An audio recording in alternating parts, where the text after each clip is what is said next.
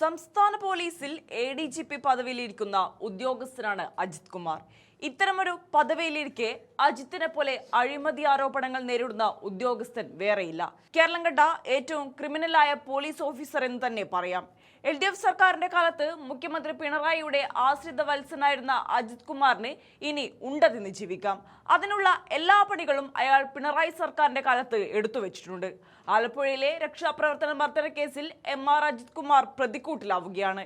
Case അട്ടിമറിക്കാൻ അദ്ദേഹം തന്റെ പദവി ദുരുപയോഗം ചെയ്തുവെന്ന് വ്യക്തമാക്കുന്ന പ്രത്യേക അന്വേഷണ സംഘത്തിന്റെ റിപ്പോർട്ട് കഴിഞ്ഞ ദിവസം വൈകിട്ടാണ് SP ഷൗക്കത്ത് അലി DGPക്ക് ഇമെയിൽ വഴി കൈമാറിയത്.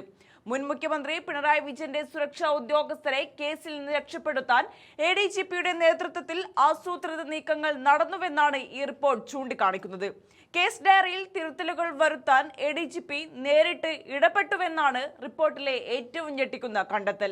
ആലപ്പുഴയിൽ നിന്നുള്ള ആദ്യ അന്വേഷണ സംഘത്തിലെ ഉദ്യോഗസ്ഥരെ തിരുവനന്തപുരത്തുള്ള തന്റെ ഔദ്യോഗിക ഓഫീസിലേക്ക് നേരിട്ട് വിളിച്ചു വരുത്തി ഭീഷണിപ്പെടുത്തുകയും പ്രതികളായ ഗൺമാൻമാർക്കെതിരെ തെളിവുകളില്ലെന്ന് വരുത്തി തീർക്കാൻ കേസ് ഡയറി നിർബന്ധപൂർവ്വം തിരുത്തുകയുമായിരുന്നു.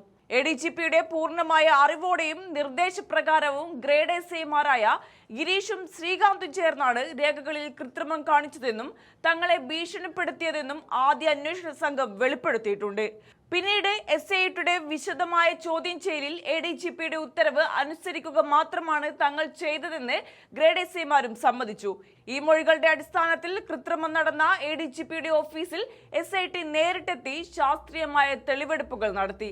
അട്ടിമറി നടന്ന ദിവസങ്ങളിലെ സന്ദർശക രജിസ്റ്റർ, CCTV ദൃശ്യങ്ങൾ, കമ്പ്യൂട്ടറുകൾ എന്നിവ പരിശോധിച്ചതിലൂടെ ആലപ്പുഴയിൽ നിന്നുള്ള പോലീസ് ഉദ്യോഗസ്ഥർ തിരുവനന്തപുരത്തെത്തിയ സമയത്ത് ADGPയും ഓഫീസിൽ ഉണ്ടായിരുന്നുവെന്ന് അന്വേഷണ സംഘം കൃത്യമായി സ്ഥിരീകരിച്ചിട്ടുണ്ട്. ഇനി ഈ റിപ്പോർട്ട് DGP വിശദമായി പരിശോധിച്ച ശേഷം ആഭ്യന്തര വകുപ്പിന് കൈമാറുകയും തുടർന്ന് മുഖ്യമന്ത്രിയും ആഭ്യന്തരമന്ത്രിയും ചേർന്നായിരിക്കും അജിത് കുമാറിനെതിരെ എന്ത് നടപടി വേണമെന്നതിൽ അന്തിമ തീരുമാനമെടുക്കുക. അതോടുകൂടി അജിത് കുമാറിന്റെ കാര്യത്തിൽ ഒരു തീരുമാനമാകും.